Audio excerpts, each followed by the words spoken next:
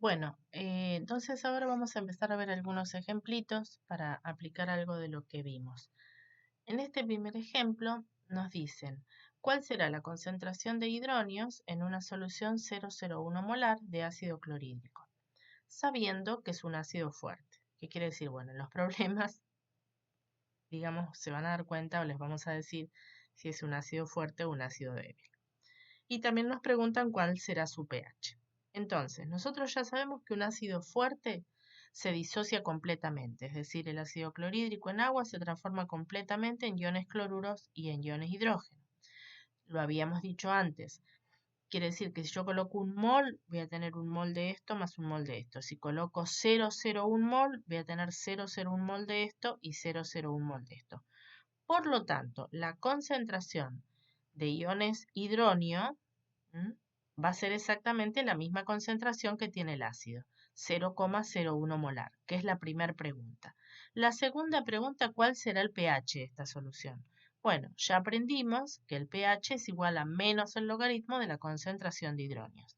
En este caso, menos el logaritmo de 0,01. Cuando hacemos esto con la calculadora nos da 2. Un pH obviamente netamente ácido. Eso entonces para el ejercicio número 1.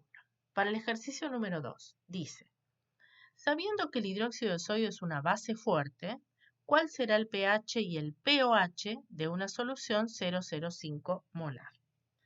Nuevamente, si es una base fuerte, todo lo que nosotros colocamos en agua se transforma en iones.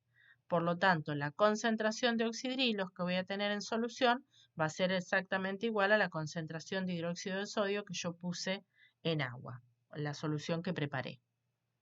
Entonces, la concentración de oxidrilos va a ser igual a 0,05 molar, por lo tanto de allí yo puedo calcular el pOH, sabiendo que el pOH es igual a menos el logaritmo de la concentración de oxidrilos, en este caso, menos el logaritmo de 0,05.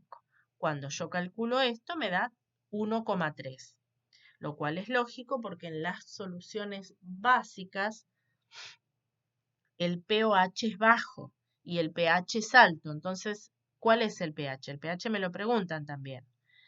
Recordemos lo que habíamos dicho cuando vimos pH. Siempre en soluciones diluidas, el pH más el pOH tiene que ser igual a 14. Por lo tanto, de ahí nosotros podemos despejar cuál es el pH, que va a ser 14 menos 1,3. El pH me da 12,7. Un pH netamente alcalino. Recuerden que un pH mayor a 7 ya es alcalino o básico. Y un pH menor a 7 es ácido. Este ejemplo es un ejemplo ya para un ácido débil. Entonces, en este ejemplo dice, calcular la concentración de hidronios en una solución acuosa 0,5 molar de ácido acético, sabiendo que la constante de equilibrio del ácido, la constante de disociación del ácido es 1,8 por 10 a la menos 5. Y también nos preguntan cuál será su pH. Ya con estos datos que me dan me doy cuenta que es un ácido débil, aunque no me lo digan. Si me dan un valor de constante de equilibrio, significa que esta sustancia es un ácido débil. Entonces, digamos, siempre tenemos que tratar de escribir el equilibrio de disociación, ya sea en los ácidos o en las bases. Entonces, el ácido acético frente al agua le entrega este protón, queda el ion acetato más el ion hidronio. Sabemos que esto es un equilibrio, por eso hay una constante de equilibrio que me la dan como dato, 1,8 por 10 a la menos 5. Puedo escribir la expresión de la constante de equilibrio, pero acá para poder resolver esto, es decir, ¿qué es lo que pasa? Yo coloco en agua 0,5 moles por litro de ácido acético, pero el problema es que no sé cuánto se va a generar de ion acetato y de ion hidronio, porque no es una reacción directa como la que ocurre en un ácido fuerte. Esto es un equilibrio y además, como la constante es chiquita, ven que es un valor pequeño, es a la menos 5, quiere decir que de todas estas moléculas que haya de ácido acético, solamente algunas se van a transformar en iones y yo no sé cuántas. Entonces, eso es lo que tengo que poder calcular. ¿Cuánto se generó de iones hidronio? Que es lo que a su vez me va a permitir calcular el pH de esta solución. Para eso nosotros tenemos que trabajar igual que en el equilibrio químico. Tenemos que pensar en una situación inicial y en una situación de equilibrio, un estado inicial y un estado de equilibrio. Para las especies que a mí me interesan, ¿cuáles son esas especies? El ácido acético, el ion acetato y el ion hidronio. El agua, como siempre, no me interesa porque recuerden que no va a estar en la expresión de la constante de equilibrio. ¿Qué tenemos en el estado inicial? Bueno, 0,5 moles por litro de ácido acético. No tengo nada de acetato y nada de ion hidronio. Una vez que se alcanzó el equilibrio, parte de este ácido acético que yo tenía se transformó en iones, pero no sé cuánto es, entonces le voy a poner una incógnita. Voy a tener 0,5 menos X. Esta X es lo que se transformó en iones, lo que se disoció. ¿Cuánto va a aparecer de acetato y de hidronio? X. Van a aparecer X iones de acetato y X iones de hidronio. Vean que la relación es la misma porque el coeficiente estequiométrico de ellos es 1.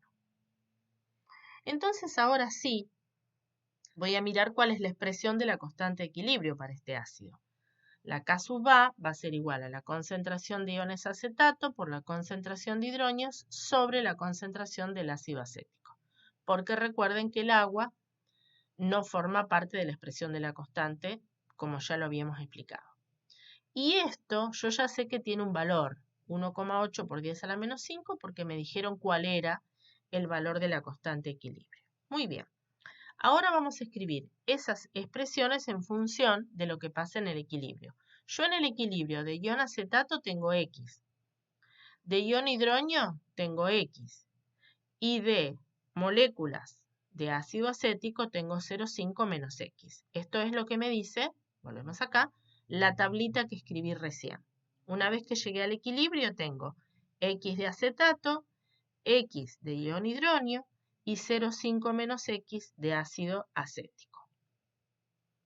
Entonces, esta expresión, ¿cómo me queda? X cuadrado sobre 0,5 menos X igual a 1,8 por 10 a la menos 5. ¿Qué es lo que a mí me interesa averiguar?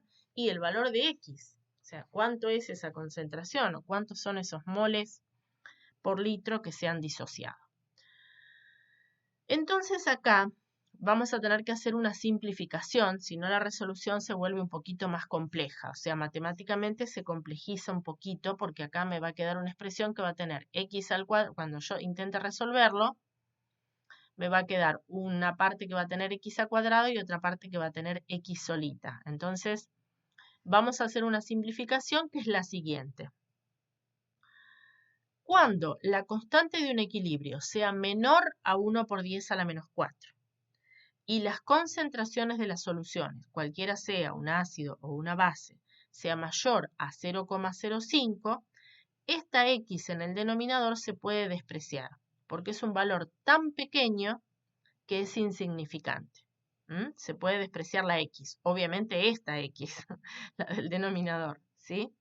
En este caso nosotros estamos en esta situación, porque nuestra constante de equilibrio es menor a 1 por 10 a la menos 4, de hecho la nuestra es por 10 a la menos 5, y nuestra concentración es mayor a 0,05, porque fíjense que habíamos dicho, bueno, la estamos viendo acá, perdón, la concentración inicial de ácido acético es 0,5 molar, o sea, es mucho mayor a 0,05.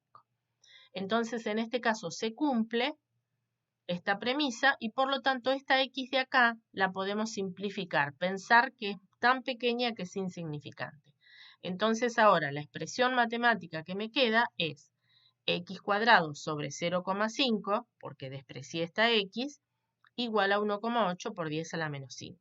Despejo X al cuadrado, me queda igual a 0,5 que pasa multiplicando para acá, por 1,8 por 10 a la menos 5, y de allí al despejar x, que pasa, digamos el cuadrado pasa como raíz cuadrada de este número, tengo dos valores posibles. Recuerden que siempre pasa eso con una raíz cuadrada. Uno positivo en este caso y uno negativo. Por supuesto, ¿cuál tiene sentido para nosotros si lo que estamos buscando es una concentración molar? El positivo, el valor positivo. El valor negativo no tiene sentido y lo descartamos totalmente. Entonces, nuestra x vale 3 por 10 a la menos 3.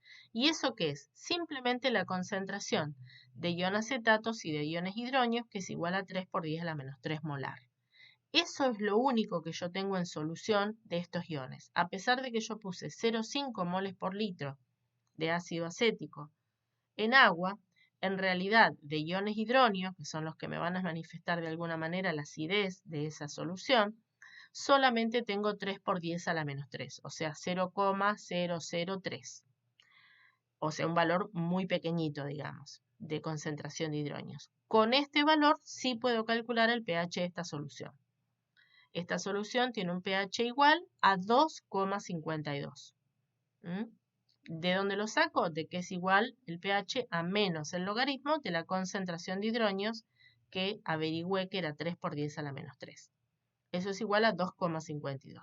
Entonces, cuando nosotros tenemos un ácido débil o una base débil, para calcular las concentraciones, tenemos que pensar y proceder de la misma manera que lo hicimos para el equilibrio químico, pensando en qué es lo que pasa en esa situación de equilibrio y haciendo los cálculos matemáticos, que en este caso no son tan complicados.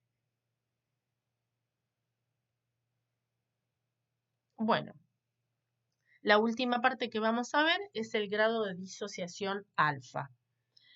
El grado de disociación de un ácido o de una base lo podemos medir con este parámetro que se llama parámetro alfa, que de alguna manera relaciona la especie disociada con la especie inicial. Entonces, alfa se lo define como el número de moles de soluto disociado respecto del número de moles de soluto disuelto inicialmente. Alfa puede tomar valores que van entre 0 y 1. 0 sería una especie que no se ha disociado nada, una especie que no se disocia. Y 1 sería una disociación completa. Cuando estamos hablando de ácidos o bases débiles, siempre vamos a estar entonces en valores que van a estar entre 0 y 1. O sea, los ácidos o las bases fuertes no tienen sentido hablar de grado de disociación porque sabemos que va a ser directamente 1.